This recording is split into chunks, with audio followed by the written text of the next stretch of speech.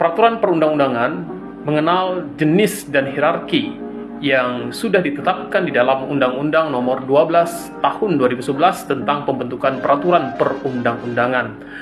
Salah satu jenis peraturan perundang-undangan dikenal dengan undang-undang. Nah, kalau kita melihat di dalam Undang-Undang Nomor 12 Tahun 2011 sudah ditegaskan hierarki yang disebutkan di dalam pasal 7 maupun pasal 8 bahwa kategori jenis di dalam hierarki adalah yang pertama Undang-Undang Dasar, yang kedua ketetapan MPR, yang ketiga undang-undang ataupun peraturan pemerintah pengganti undang-undang, yang ketiga peraturan pemerintah, yang keempat adalah peraturan presiden, yang kelima adalah peraturan daerah provinsi, dan yang keenam adalah peraturan daerah kabupaten kota.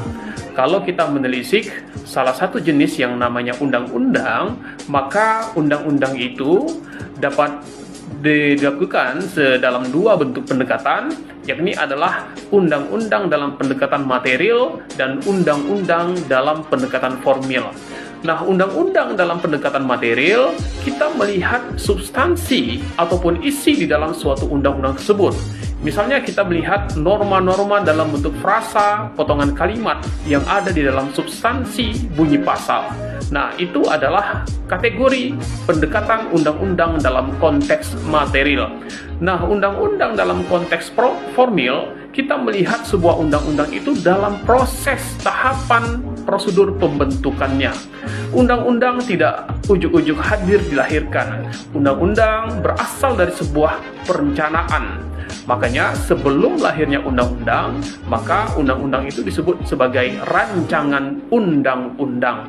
Nah, proses pembentukan rancangan undang-undang bisa dimulai dari program legislasi nasional hingga berakhir dalam proses pemberlakuannya atau pengundangannya.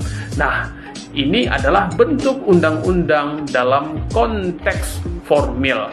Jadi, saya ingin menyatakan bahwa kalau berbicara undang-undang, maka undang-undang itu bisa dilakukan dalam dua pendekatan. Pendekatan pertama adalah pendekatan material. Kita melihat suatu undang-undang itu dari isi substansi bunyi norma dalam sebuah pasal. Dan yang kedua adalah undang-undang dalam pendekatan formil. Kita melihat undang-undang dalam tahapan prosedur tata cara pembentukannya.